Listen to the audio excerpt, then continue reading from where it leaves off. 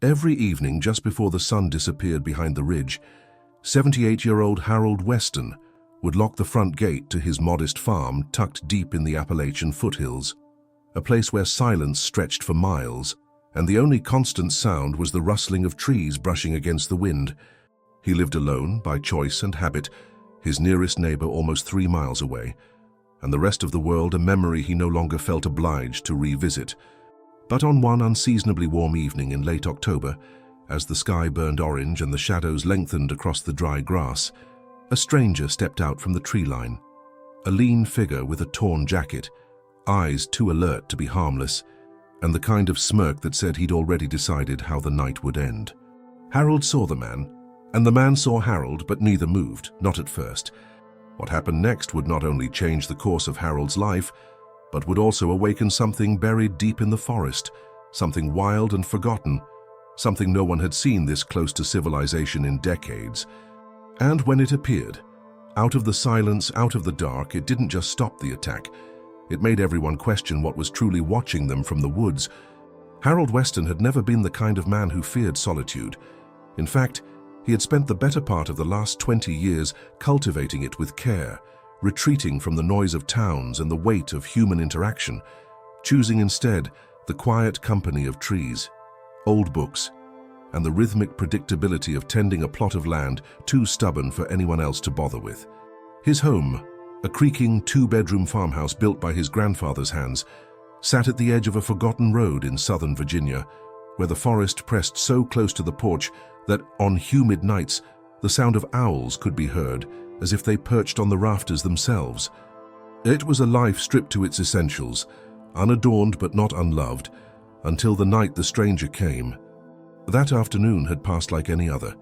Harold had patched a section of fencing that the deer kept pushing through, set out traps for the raccoons that raided his chicken coop, and brought in a few buckets of well water in case the pump decided to act up again. As the sun dipped behind the hills, he'd lit the oil lamp in the kitchen and settled into his usual chair with a tin mug of weak tea, letting the silence of the house stretch long and warm around him. Then, without warning, a sharp creak came from the front porch. At first, he thought it was the wind or maybe a possum testing its luck. But when the sound came again, slower and heavier, something in Harold's gut twisted. Not from fear exactly, but from instinct, the kind that had kept him alive through a tour in Korea, through 2 robberies in his younger years, and through a lifetime of understanding that sometimes silence means danger is nearby. He stood slowly, reaching for the old hunting rifle mounted above the mantel, not loaded, not needed for decades, but still clean, still functional, and moved toward the door. Through the thin curtain, he could just make out the figure standing on the porch, tall, lean, face partly hidden beneath a hoodie. Then the man spoke. What he said was simple, but the voice was all wrong. "Evening, old man," the stranger said, his voice dragging out the vowels like someone who wasn't in a hurry to leave, and maybe never planned to. Harold didn't respond immediately. He was still standing behind the thin curtain, the outline of the rifle now visible in the lamplight, his other hand resting on the edge of the doorframe. He knew that voice. Not the man, but the tone, a kind of forced politeness that wasn't meant to reassure, but to buy time. Time to evaluate. Time to see how much fear he could pull from a pause. "What do you want?" Harold asked, his voice flat but firm, not raised, not shaking, just enough to let the other man know that he was still in command of himself, still more spine than bone. The stranger shifted his weight, and though Harold couldn't see much in the fading light, he caught the faint clink of something metal, keys maybe, or a chain. "Just passing through," the man said. "Saw the light. Thought maybe I could get some water, maybe warm up a bit." It wasn't cold, that was Harold's first real warning. "No water here," Harold replied. "Pump's dry. You'll want to head back east. There's a gas station about 10 miles down. Should still be open." He didn't mention that the road had washed out 2 months ago in a flash flood, and that unless the stranger had come through the woods, unlikely given the condition of the path, he must have known that already. The man was quiet for a beat. Then he laughed. Not loud, not cruel, just soft enough to make Harold's skin crawl. "That's so." Harold opened the door an inch. just wide enough to show the muzzle of the rifle. Keep moving. For a moment, Harold thought it would end there. That the stranger would shrug, maybe mutter a curse and wander back into the trees. But instead, the man stepped forward, one step, then another. And in that instant, Harold knew this wasn't about water. This wasn't about shelter. This was about control. The door burst open faster than Harold could react. The stranger lunged forward, one hand batting the rifle aside while the other drove a fist into Harold's chest. The old man stumbled backward, the air knocked from his lungs, his ribs flaring with pain as he crashed into the kitchen table and fell hard to the floor. He tried to reach for the rifle. It had landed near the stove, but the man was already on top of him, pinning him down with one knee, the other hand now pulling something from inside his jacket. A knife. Not a long one, not the kind used for hunting or intimidation, but short, efficient, and terrifyingly ordinary, like a tool meant for quiet things. "I don't want to hurt you, really," the man whispered, his breath hot and sour against Harold's face. "But I don't do well with people telling me what to do. You understand, right?" Harold didn't answer. He couldn't. There was a pressure in his chest, a ringing in his ears. His left hand was numb. The blow had knocked something loose inside him, and he knew if this went on much longer, he wouldn't be getting up again. And that's when it happened. A sound, low, guttural, unplaceable at first, echoed from just outside the doorway. Not a bark, not a growl. Something deeper, wilder. The man froze. "What the hell was that?" he muttered, glancing toward the open door. Harold couldn't see it, not yet, but he felt it. A shift in the air, a presence. Then the sound came again, closer this time, and unmistakable. A growl, not from a dog. No domestic animal made that sound. The man stood up, suddenly alert. Knife still in hand, but eyes darting toward the open doorway, as if expecting something to emerge from the darkness. He stepped back cautiously, giving Harold enough space to gasp for air, to roll slightly onto his side and clutch at his ribs. Then came the footsteps, slow, deliberate, not the frantic scurry of a scavenger, but the padded confidence of something that had nothing to fear. The man backed up another step. "What is that? You got a dog?" Harold didn't answer, because standing in the doorway now, its outline visible only by the flickering lamplight behind it, was a wolf, large, gray, its coat thick and bristling with dampness from the night air. Its eyes fixed not on Harold, but on the man with the knife. The stranger took another step back, hand raising the blade. "I'll cut it," he said. "I swear, I'll—" The wolf moved so quickly it was almost a blur, a flash of silver muscle. A snarl that ripped through the air like thunder. And then, the knife clattered to the floor, the man screamed, and Harold, lying broken on the ground, could only watch as the wild stepped in where justice had failed. For a moment that seemed to stretch far beyond the limits of time and breath, the cabin filled with a chaos that did not roar, but trembled, the muffled thud of a body hitting the floor, the ragged, the snarling breath of the wolf as it stood over the intruder, its massive chest rising and falling with slow, deliberate power, as if it had been summoned not by chance, but by a reckoning long overdue.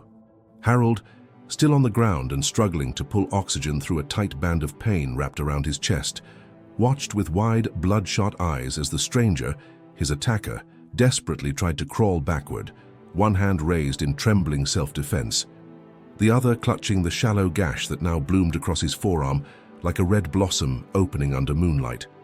The knife, which only moments earlier had been an instrument of complete and terrifying control, now lay forgotten near the stove, its blade glinting weakly in the lamplight like an old coin lost in dust. The wolf did not attack again. It didn't need to. It simply stood its ground, gaze locked on the man as if measuring him, not just as a threat, but as something deeper, something human and broken and weak. And though it did not move forward, its message was unmistakable. Try again, and you will not leave this place breathing. Outside, the wind had picked up, and with it came the creaking of branches, the rustle of dry leaves scattering across the porch, and the distant far-off sound of something moving in the forest, something unseen, as if the very woods had awoken and now turned their ears toward this cabin. waiting to see what the next breath would bring. The man, panicked and no longer able to mask it, scrambled toward the door, dragging his feet through splinters and knocked over furniture, his curses slurred and unformed, more animal than language, as he stumbled into the night, disappearing down the steps and into the brush with the clumsiness of someone who had been stripped of everything: confidence, power, and above all, control. Harold didn't try to stop him. He couldn't have, even if he'd wanted to. Instead, he remained where he was, half curled on the kitchen floor, fingers twitching toward the rifle that was now just inches from his boot, though he no longer felt the need to reach for it. Because the wolf, still silent and unmoving, turned to look at him now, not with hostility or threat, but with an eerie, unflinching calm that held none of the feral chaos he might have expected from a creature of such wild origin, but instead conveyed something else entirely: understanding. It was in the eyes, that pale amber color that glowed faintly in the dim light, not like fire but like frost under moonlight, that Harold recognized something he couldn't name, couldn't explain, and wouldn't dare reduce to words. It wasn't gratitude, and it wasn't comfort. It was presence, witness, a silent acknowledgement that what had just occurred was not a coincidence, nor a miracle, but something in between, an act of nature intervening in the absence of justice. The wolf lingered for several more seconds, its breath softening, its muscles slowly relaxing, and then, with no sound but the whisper of claws brushing wood, it turned and walked through the open door, vanishing into the dark as if it had never been there at all. For a long time, Harold didn't move. The pain in his ribs throbbed with every breath, and his legs felt weak, foreign even, like they no longer belonged to him. But what kept him on the floor wasn't the injury. It was the weight of what he had just witnessed, the impossible truth of it, the sheer unlikelihood of a wild animal arriving in perfect timing, acting with precision and restraint, and disappearing without leaving so much as a scratch on the cabin floor. Eventually, with great effort and the kind of stubbornness that had kept him alive longer than most would have expected, Harold pulled himself upright, using the table as leverage and clutching at his side with a wince that deepened as he finally stood. Outside, the night was quiet again, but not in the same way. There was no longer menace in the silence, just stillness, measured, patient, watching. The next morning arrived not with the usual pale blue calmness Harold had grown accustomed to in his remote patch of Virginia, but with an atmosphere thick and uneven, as though the forest itself had exhaled something heavy during the night and left its breath hanging over the valley, dense like fog but too warm, too still to be weather. Harold sat on the edge of his bed, a mug of bitter coffee untouched on the nightstand, and his chest wrapped tightly in gauze, his ribs aching from the bruise that had bloomed overnight across his side like a spreading bruise of time, pain, and something unspoken. He hadn't called the sheriff. He hadn't driven to the clinic. He hadn't even mentioned what had happened to anyone on the shortwave radio that crackled in the corner of his kitchen, because how could he explain it?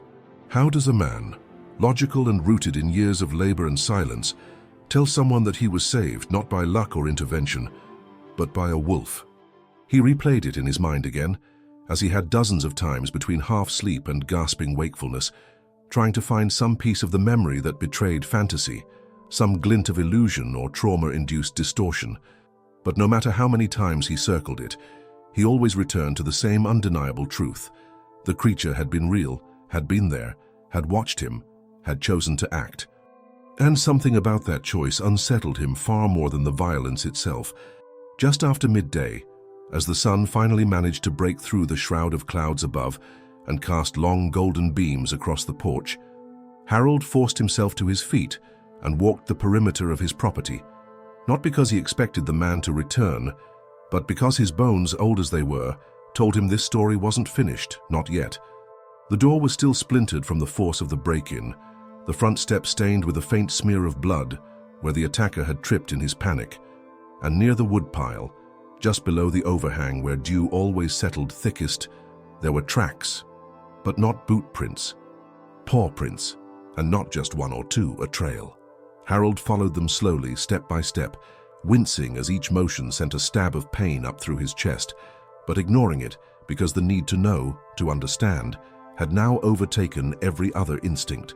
The tracks were clear, unmistakable, Heavy, deliberate, broader than any coyote, cleaner than any dog, and spaced just far enough apart to suggest a stride full of purpose.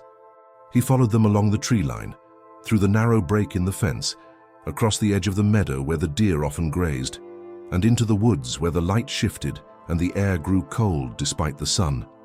And that's when he saw it. There, beneath the leaning trunk of an old white oak, half concealed by leaves and earth, lay something that didn't belong in these woods, or at least not anymore. A small wooden talisman, no bigger than a man's palm, shaped crudely in the silhouette of a wolf, carved by hand and darkened with age. Around its neck hung a thin strip of leather, knotted at the end, as though it had once been worn like a necklace or charm, and etched into the underside were strange symbols, lines and hooks that didn't resemble English or Latin or any language Harold recognized, but carried an energy, a weight, that made his fingers go still the moment he turned it over. He picked it up with care, brushing the dirt from its surface, and felt, though he wouldn't say it aloud, not even to himself, a tremor of something that was not cold, but old. He looked around the clearing, eyes scanning for movement, for shadows, for anything that might explain how or why this thing had ended up here, and in doing so, his gaze lifted toward the edge of a small rise, barely more than a hill. But there, half shielded by mist and trees, stood a figure. Not a man, not quite a beast. It was gone in the blink of an eye, a blur that melted back into the woods with such seamlessness that Harold would have doubted he saw anything at all, if not for the sound that followed. A low, echoing howl, long, mournful, and utterly alone.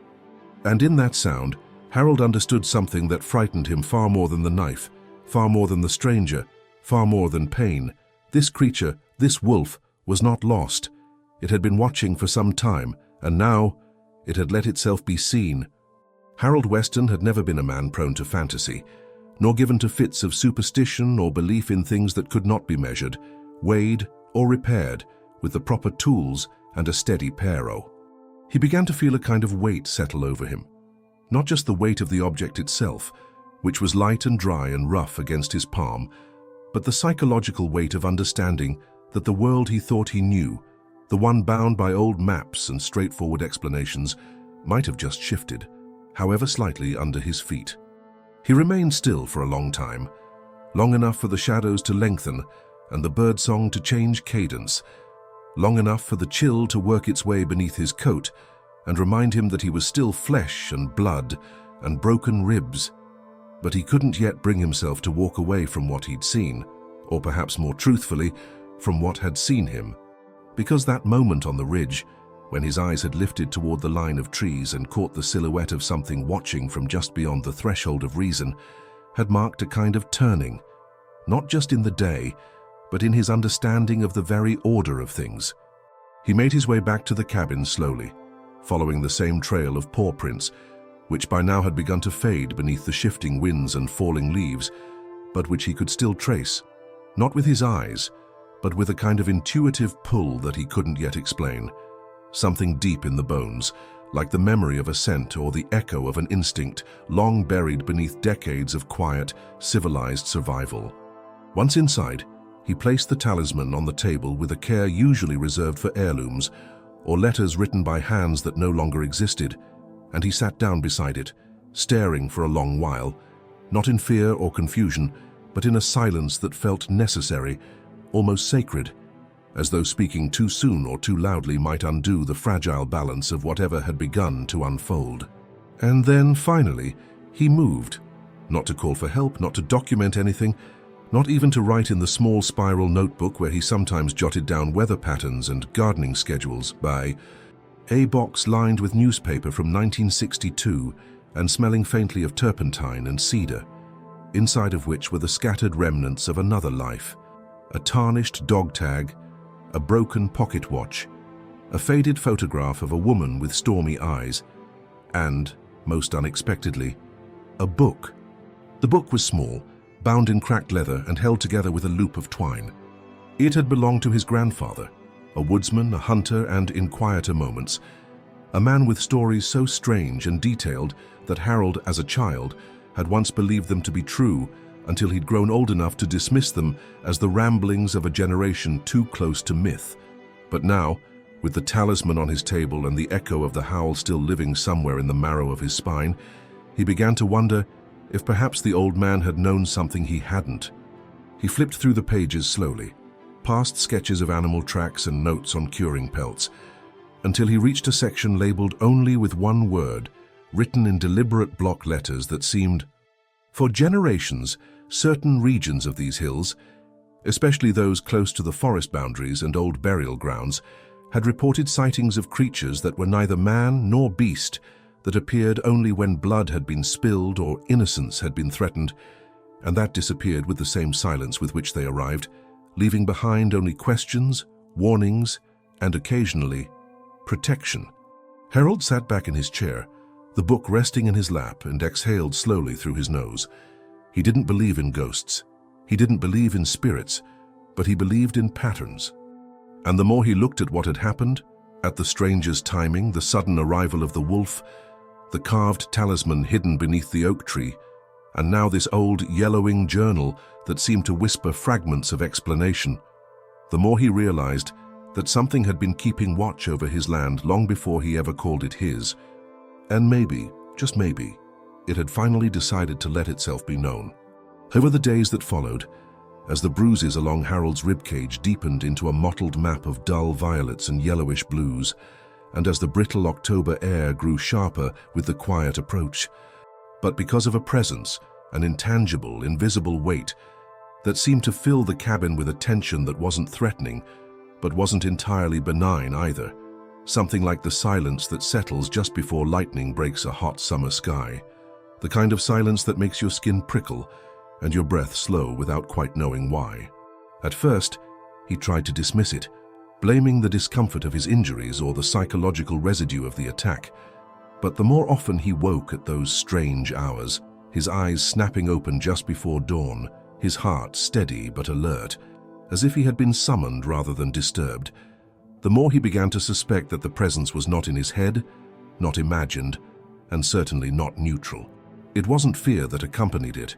It was awareness, an unmistakable sense that he was no longer entirely alone, not just in the physical sense of solitude being interrupted, but in the deeper, more primal sense of being observed, weighed, and somehow acknowledged. Then came the signs. Subtle at first, the kinds of things you could almost explain away without losing sleep.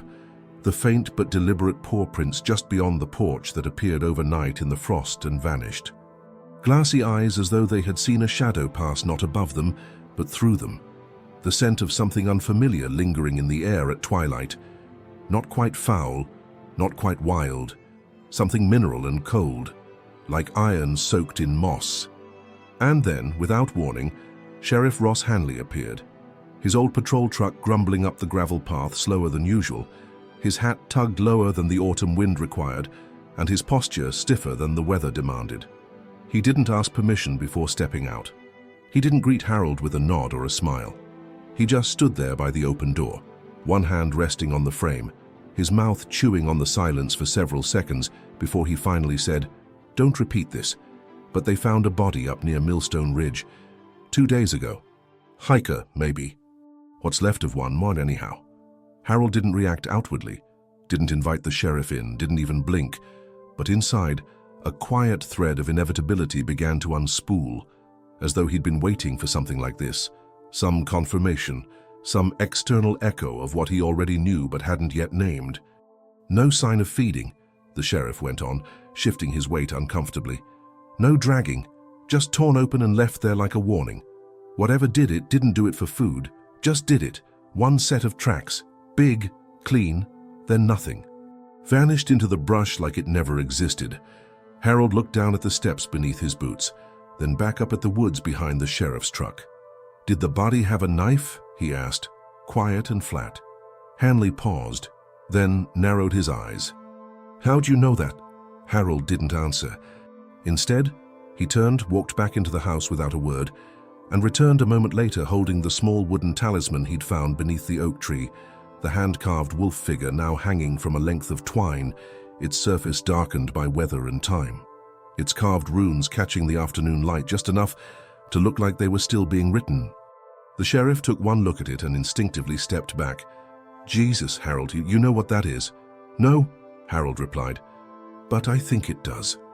The sheriff stood in silence for a few long moments, eyes locked on the talisman as though it might move on its own, then cleared his throat and climbed slowly back into his truck, mumbling something about locked doors and full moons and calling if anything got strange. But Harold already knew that the strangeness had come and gone, and stayed behind because this wasn't over, not by a long stretch. He could feel it in his bones, in the trees, in the soil underfoot. This wasn't just about a wolf and a single act of protection. This was a pattern, an order, a presence that had existed long before him and would outlast whatever shallow echoes of civilization pretended to govern this stretch of wilderness. And whether by accident, inheritance, or some invisible rite of passage, he was no longer just a witness to it. He was part of it now, whether he was ready or not. In the days that followed the sheriff's visit, Harold found himself slipping into a rhythm that felt familiar, only in form, but was now infused with an undercurrent of restlessness that refused to set. He still rose with the sun, fed the chickens, checked the fencing, chopped wood in measured strokes like the ticking of a metronome. But where those tasks once existed as quiet rituals meant to keep his mind clear and his heart steady, they now functioned as distractions, as placeholders for thoughts he could no longer keep at bay, for questions that grew louder in the silence he once craved.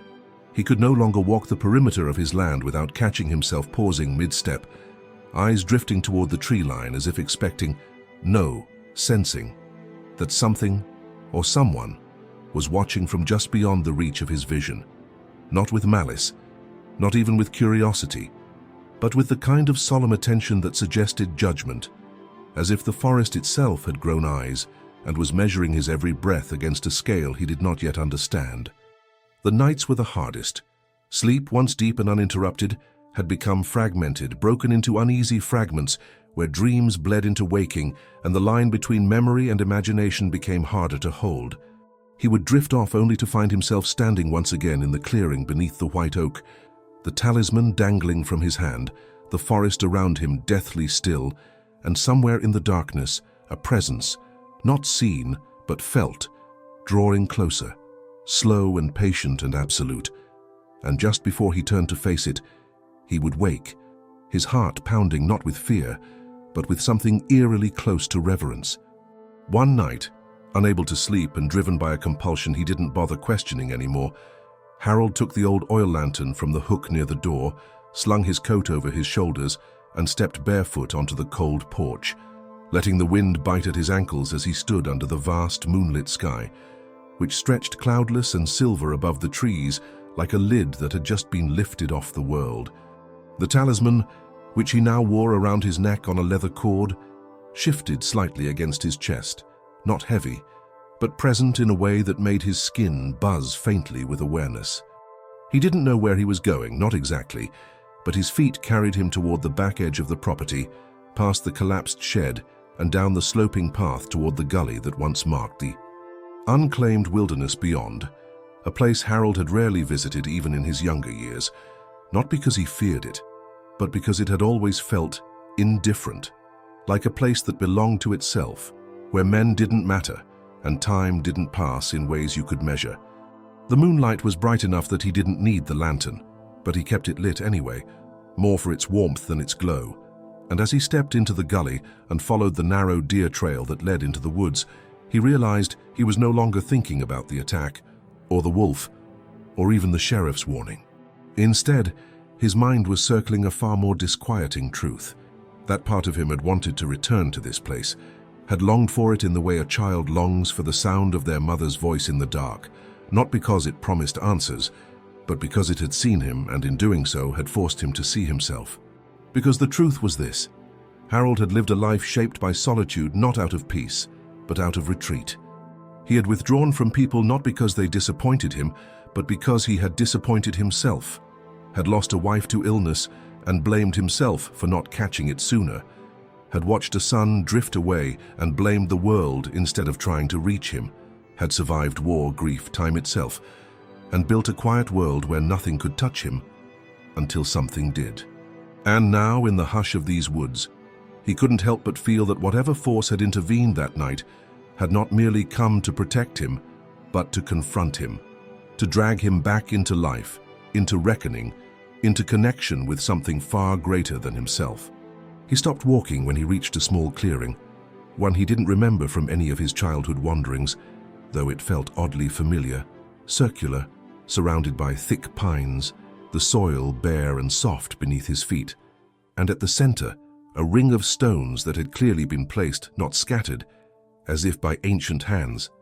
He stood there for what felt like hours, the wind still, the trees creaking softly around him, the talisman growing warmer against his chest.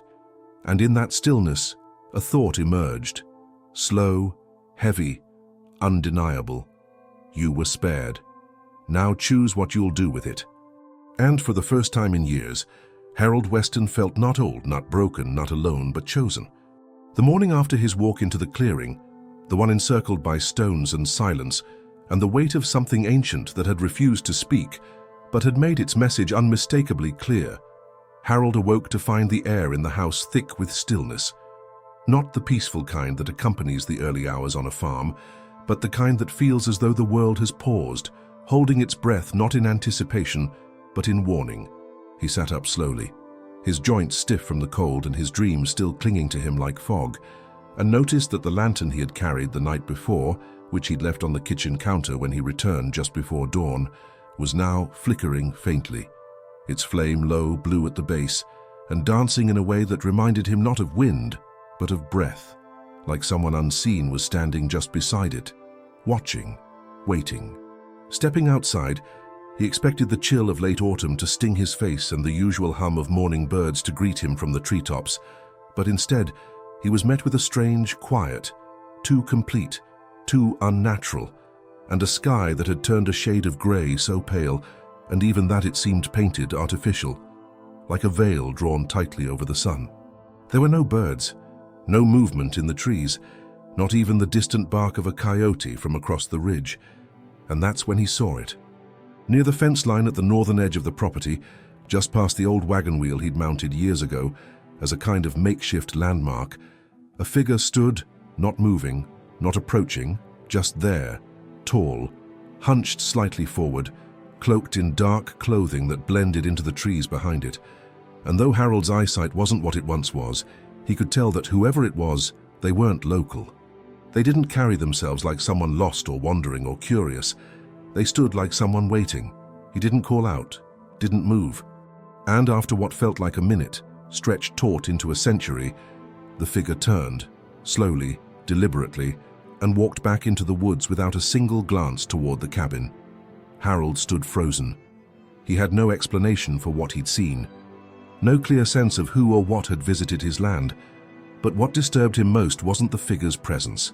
It was the feeling that it hadn't come for him, but had come to look at something near him, to verify something, and that quiet confirmation echoed louder than any threat. By midday, the sky had darkened even further, and the wind had returned, blowing low and cold and steady like the breath of a great sleeping animal that had just shifted in its slumber. Harold stayed indoors for most of the afternoon, the talisman still hanging from his neck, and now warm against his skin even when the rest of the house felt chilled. And as he sat near the fire reading through his grandfather's old journal, the section titled Watches growing thinner with each rereading, he noticed something he hadn't before. A handwritten note scribbled in the margins of one of the last pages, barely legible, but unmistakably urgent. Not all who come are guardians. Some follow, some feed, keep the circle. Never sleep where it's broken. The words chilled him, not just for their content, but for the realization that the stone circle he had found, so deliberate, so clearly maintained, might not have been meant for worship or remembrance, but for containment, and he had stepped into it, stood at its center, broken its stillness. That night, sleep did not come.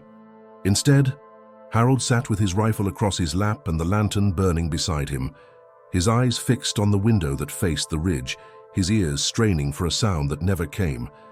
And though, because whatever this force was, be it protector or predator, myth or memory, it had chosen him, and he could no longer pretend that he wasn't drawn to it in return. By the time the sun rose again, Muted, pale, barely able to burn through the veil of clouds that had hung unmoving over the valley for nearly 2 days, Harold had made a decision, not one born of bravery or resolve, but of inevitability, the kind of quiet acceptance that settles into a man when he realizes that no amount of waiting, no number of locked doors or loaded rifles can keep something old and meant from knocking when it's ready to be let in. He packed slowly that morning, moving with the calmness of someone not preparing for battle, but for revelation, filling a worn canvas bag with a thermos of coffee, a small hunting knife, a coil of rope, and his grandfather's journal, now creased and smudged with days of use, its spine weakening under the weight of revisited pages and underlined phrases that once read like folktale and now carried the gravity of prophecy. Around his neck, the talisman no longer felt like a charm or relic, but like a key, one that hadn't yet shown him the door it belonged to, but whose presence seemed to whisper that the time for questions had passed, and the time for crossing thresholds had arrived. He left a note on the table, short, unsigned, in case anyone ever came looking, though he doubted they would. Just 3 words scrawled in thick pencil across the torn corner of a feed catalogue. Gone to listen. Then he stepped out into the wind. This time, he didn't hesitate at the tree line, didn't pause to glance back at the cabin that had held him for decades, both in comfort and in fear, because something deep within him had shifted, not in panic, but in alignment, and for the first time in his long life, Harold Weston felt not like a man living beside the forest, but like one moving inside it, with it. The trail he followed wasn't one he remembered from his youth, but his feet seemed to find it regardless. Narrow, winding, almost animal in its subtlety, carved not by human hands or wheels, but by time and repetition and something more deliberate than erosion. And after what felt like hours of walking, though the light never changed and his watch had long since stopped, he found himself standing once again in the clearing he thought he'd discovered by accident, the one with the ring of stones and the air that never quite moved. But this time he wasn't alone. Standing at the far edge of the circle was a woman, not young but not old either, with silver-streaked hair braided down her back and a heavy wool shawl wrapped around her shoulders, her posture relaxed, her gaze steady, as if she'd known he was coming, had been waiting longer than she cared to admit. Harold froze, not out of fear, but because everything in him told him that this was the moment that mattered, that whatever came next would change him forever, not in the dramatic way of stories with heroes and monsters, but in the quiet, irreversible way that truth alters the shape of memory. "You crossed the ring," she said, her voice carrying easily despite the distance, low and clear like wind moving through stone. "I didn't know what it was," Harold replied. "But you stayed," she said, nodding slowly. "And that's what matters." She stepped forward then, not into the ring but closer to it, and gestured toward the stones. "They aren't just to keep something out," she explained. "They're to remind what lives inside that it must not leave. It's a boundary, yes, but also a bond." Harold didn't ask what she meant. Somehow he already knew. He stepped into the circle again, and the wind stopped instantly, not because the air had gone still, but because it had recognized him, as if some unseen current had paused to observe whether he belonged. "You carry the mark," the woman said, gesturing toward the talisman. "That doesn't happen by chance. It's given or inherited." Harold looked down at it, feeling its warmth now not as a glow, but as a pulse. "My grandfather," he said slowly, the words falling into place as he spoke them. "He used to disappear into the woods for days. Never said where he went. Came back different." The woman nodded. "He was part of the first circle," she said. "The old watchers, not guardians, not warriors, witnesses." "To what?" Harold asked. She didn't answer. She just looked toward the trees, into the dark between the trunks, where something vast and patient was listening. Harold stood in the stone circle for what felt like an eternity. Not because he was trapped, and not because anything compelled him to remain, but because something within the space itself seemed to suspend time, stretching every second into something dense and resonant, like a bell tone that refused to fade. And in that suspension, his thoughts no longer rushed or collided, but drifted slowly through his mind like leaves caught in the current of a deep, slow-moving river. The woman, whose name he still didn't know and somehow felt no need to ask, sat now on a fallen log just outside the ring, her shawl drawn tighter around her as the wind began to move again, curling around the circle but never crossing its boundary, as if the air itself respected what lay within. She had said little after revealing his grandfather's role among the first circle, and Harold, no longer needing to fill silences with questions, found himself content to let the quiet unfold, as though understanding would arrive not in the form of answers, but in presence. Eventually, though, she spoke, her voice softer now, more inward. "There are stories about men who go too deep into the hollow," she said, eyes fixed on the horizon where the trees bled into mist. "Some come back talking to themselves, some don't come back at all. The old folks used to say it wasn't the forest that took them, but what woke up when they crossed certain places they weren't meant to cross." Harold shifted slightly, the talisman resting warm against his chest, the stones beneath his feet grounding him more firmly than any floor he'd ever stood on. "Have you crossed?" he asked, not with suspicion but with genuine curiosity, because if anyone still living had seen what lay beyond, it was her. "I have," she replied.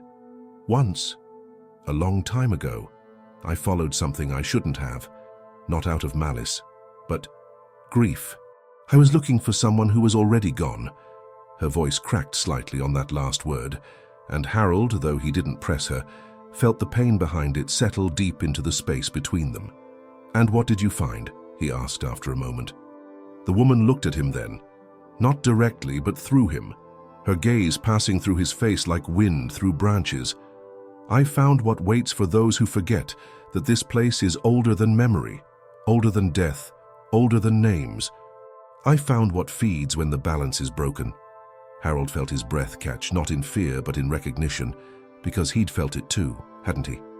That night when the outlaw broke into his home, when blood was nearly spilled, when the wolf appeared, not rabid, not random, but deliberate, decisive, controlled, something had responded not to him, but to a violation, a rule broken, a thread snapped.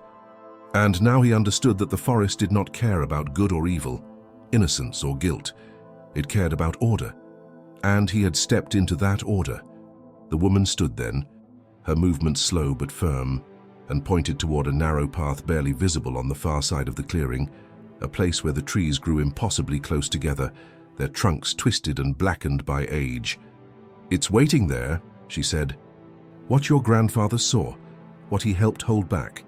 It doesn't want to be found, but it will let you find it if it recognizes you." Harold didn't ask what it was. Some truths lose their shape when forced into words.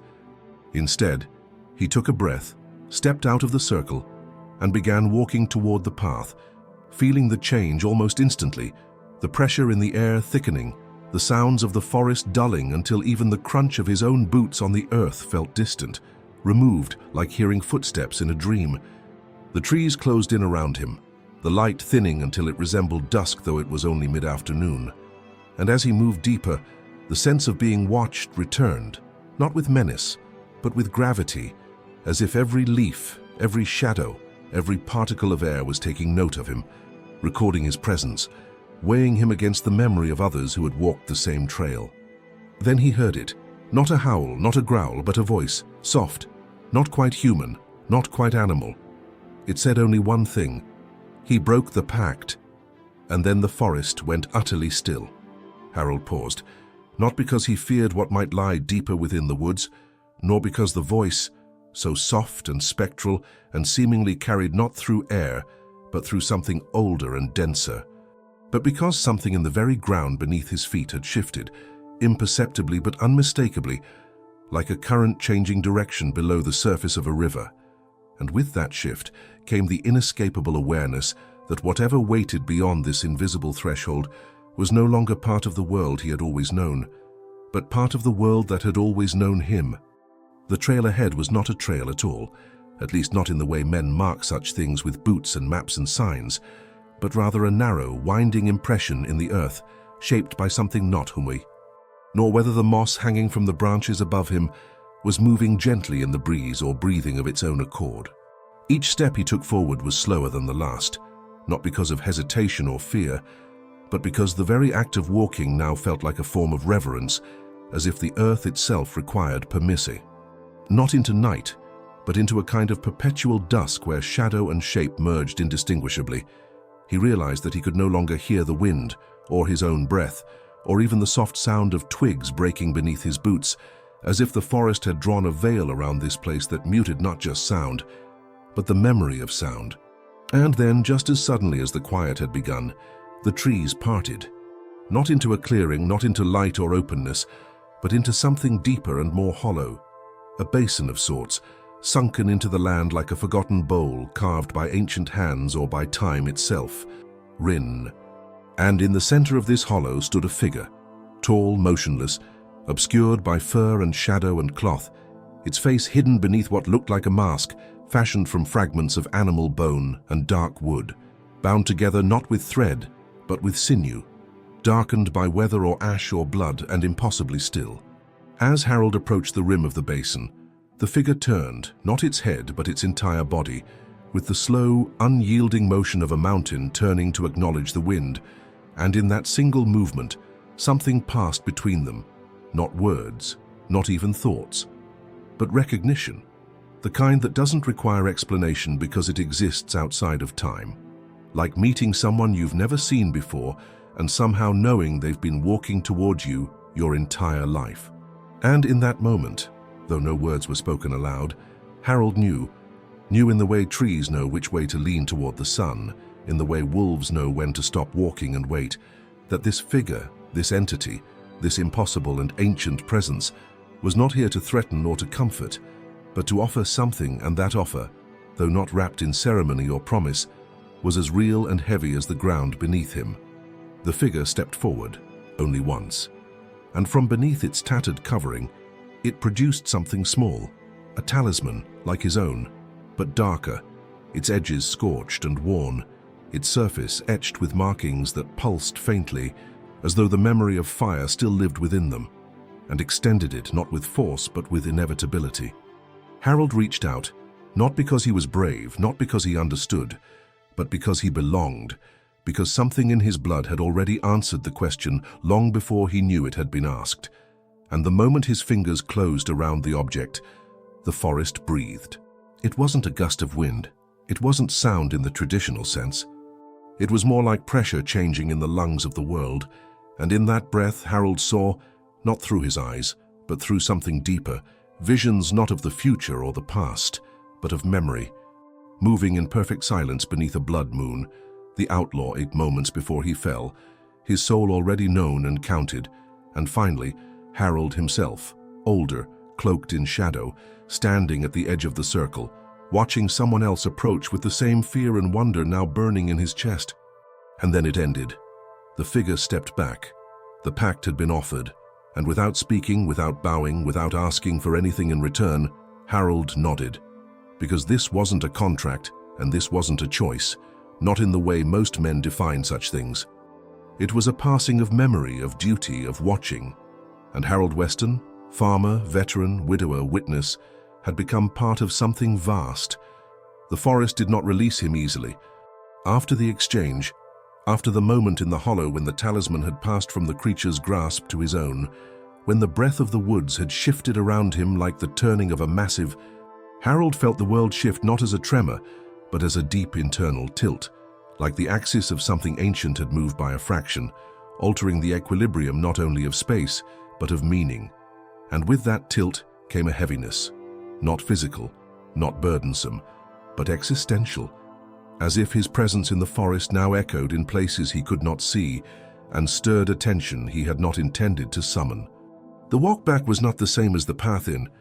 What had once been narrow and winding now felt labyrinthine, each tree casting longer shadows than seemed possible, their branches reaching not over him but toward him, as if testing the new weight he carried, curious or uncertain whether he was now a bearer of protection or an agent of disruption.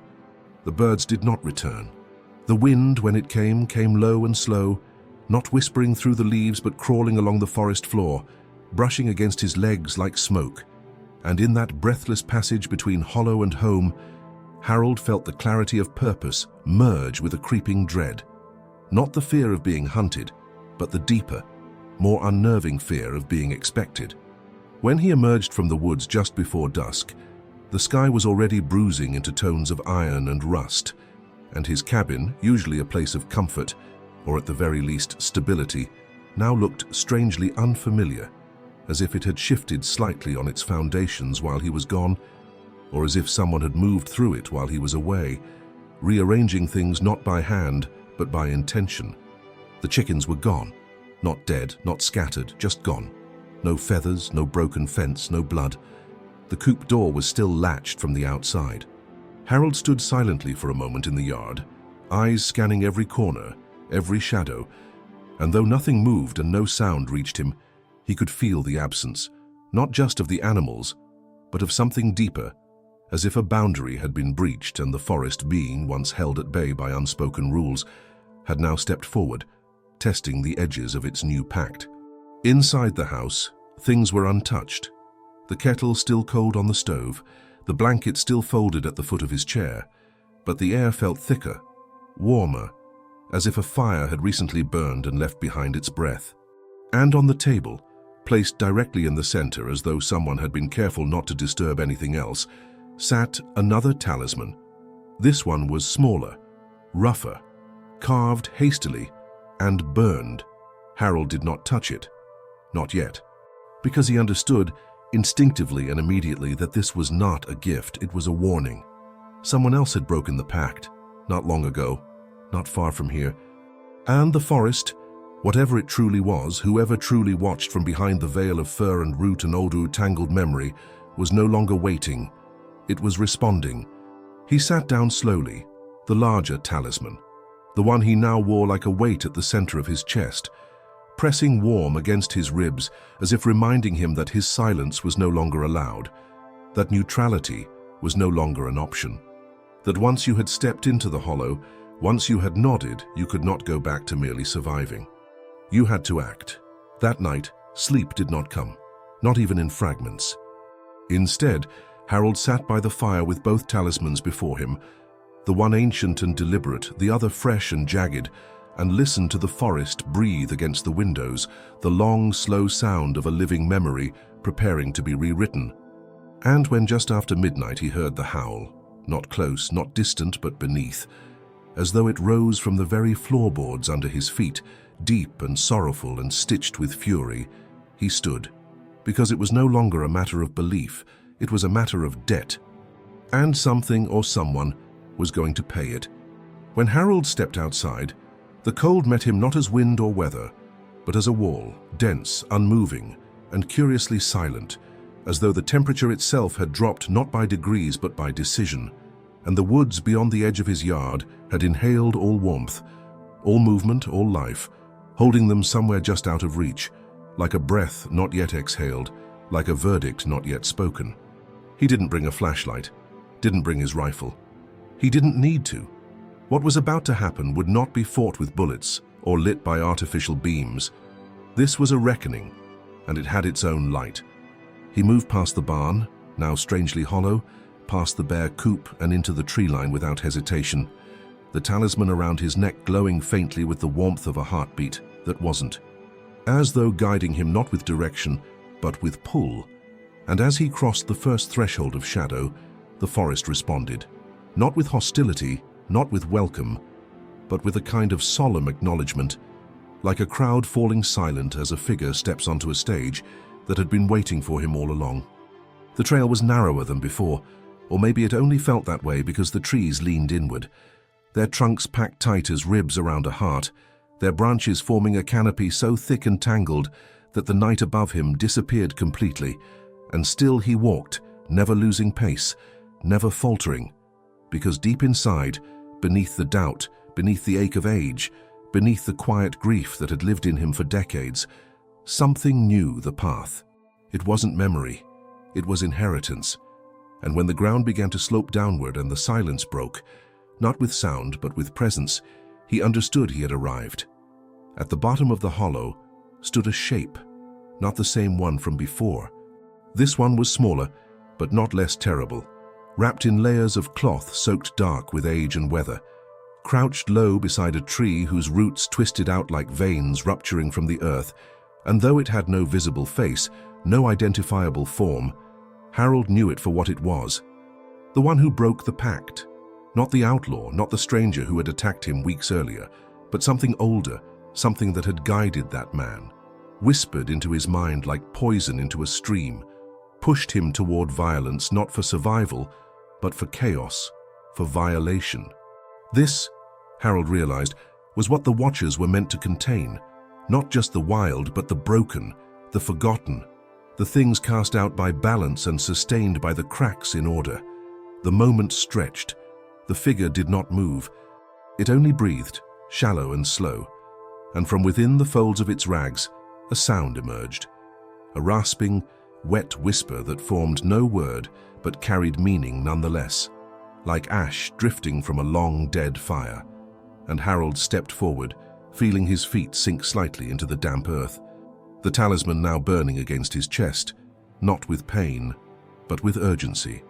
"You know what this is," he said, his voice low, steady, more prayer than command.